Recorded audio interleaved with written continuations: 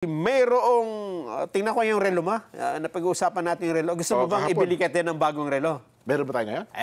Ito, tatalunin nito yung mga patik-patik na sinasabi mo. Ba, hindi tayo pinapansin ni CRB. Ibibili kita ng relo, pero sa September 13 pa.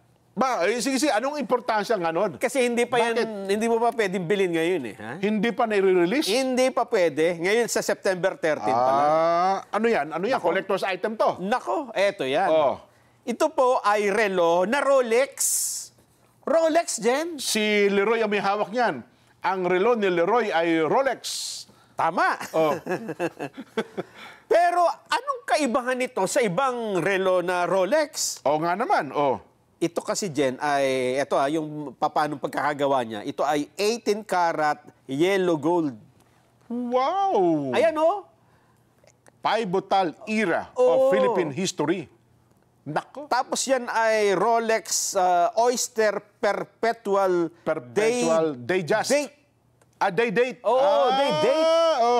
Ayan, oh. Nako. At may engraved na signature yan. Diyan may lagdayan sa likod. Saan? Sa likod? Oo, pinirmahan yan eh. Ayan, oh. Sino? Kayo ng pirma May yan? pirma yan. Parang kilala ko Pirma yan ni dating Pangulong Ferdinand Marcos Edralin, yung Senior. apo. Oo, si Apo. Apo, ang may pirma niyan. Ano naman?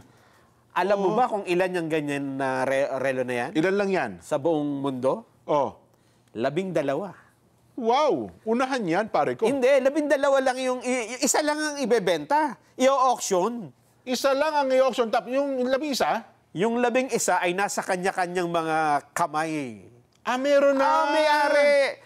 Oh. Yan po ang kung tawagin ay Rolex 12. Jen. Wow. So, 12 ano lang talaga? 12 yan. So, yung labing-isa, meron na may-ari. Yung pang-12, Yung pang-12 ay i-auction.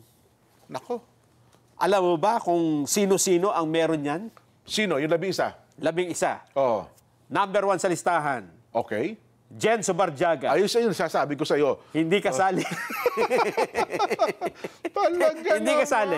Hindi mo kasali yan, ha? Collector's item yan? Sa mga kwento-kwento, ito naman hindi natin nakita eh. Ito dapat matingnan natin kung talagang totoo ito eh.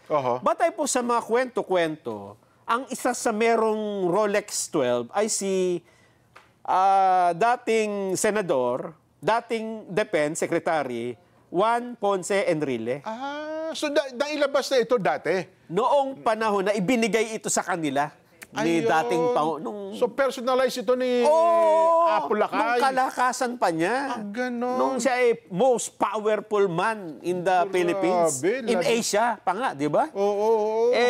Bukod kay Enrile, meron din yan si dating presidente, pero nung ibigay sa kanya yan, ay siya ay Philippine Constabulary Chief, Fidel si Ramos. PC chip na ng time. So dalawa na. Sinasabi niya na ibinigay sa 12 mga tumulong sa Pangulong Marcos sa pagtataguyod at pagpapatupad ng martial law. So 1972, September 11. Nung bata pa ako, narinig ko na yung Rolex 12 na yan. Rolex 12? So, dalawa na. Oo. Nasaan yung Siyam? Yung Kasi Siyam labis ay hindi binanggit kung sino-sino. Kung sino-sino? Oo. Pero ito, Jen, ha? Wala kaya kay BBM? Hindi natin alam. Kay Aimee? Di ba? Mga bata pa sila nun eh. Oo nga, noong time na yan. Ang problema, ayan ay paulit-ulit na itinatanggi ng mga kinauukulan. Wala yan? Wala daw niyan. Ayun, hindi nakakita. Tapos sabi mo, susubasta yung pang-12. Yang isa na yan. Yan ang kwento sa likod ng relo. Ayun. Sinasabi nila na ganyan yan. Ha? So itong isusubastang ito, kanino ito? Kung kanino galing. Kung kanino galing ito? Ayun. Ayon sa Leon Gallery, ito yung mapapasubasta eh. Naku, lagi, worldwide Ito'y nagmula daw sa personal collection ng malapit na kaibigan ng dating Pangulong Marcos. Pag-aari ni Lito Lapid yan eh. Leon Gallery. Leon Gallery, Leon Guerrero yun. Pero problema dyan, ano yan eh, ha? Palagay ko, sa akin. Rose gold. Kasi matagal na, dapat kung totoo ito, pinakita na ni Enrile. No? At saka hindi naman nila itatanggihan kung meron talaga. Kung meron talaga. Baka naman talagang tinago niya kasi collector's item yan. Kung 1973, September, tapos ngayon, di ilang taon na yan. Collect super, tapos rare yan, super rare pero yan. ako, ang pananaw ko dyan, parang yan yung mga kwento-kwento lang din, katulad nung ginto, gold markers, di ba? Hindi pa, kasi kung posible, yung Rolex talaga, pwede ka talaga magpasadya dyan, di ba? Yeah, posibilidad na meron yan. Tingnan mo uli yung pirma sa likod. Kasi nung bata kami, Jen, ewan ko kung naging libangan nyo yan, ha? Ang libangan na namin, nung elementary kami, ay gayahin ang pirma ng Pangulong. Yun nasa pera, di ba? Tama. May mga taong ganyan. Ginagaya-gaya namin. Sino yung pinakamalapit? Yung perma mas hindi mas mukhang perma kasi kabisado yung perma. Hindi, kasi kanya, Marcos lang ang pinamaintindihan mo. Meron kasing maikli siyang perma, meron ding mahaba. Pero iyan, ikumpara mo dun sa talagang perma niya, o baka mahirap pumirma dahil matigas yung bakal, di ba? Hindi, pero siyempre, i-engrave lang naman nila yan.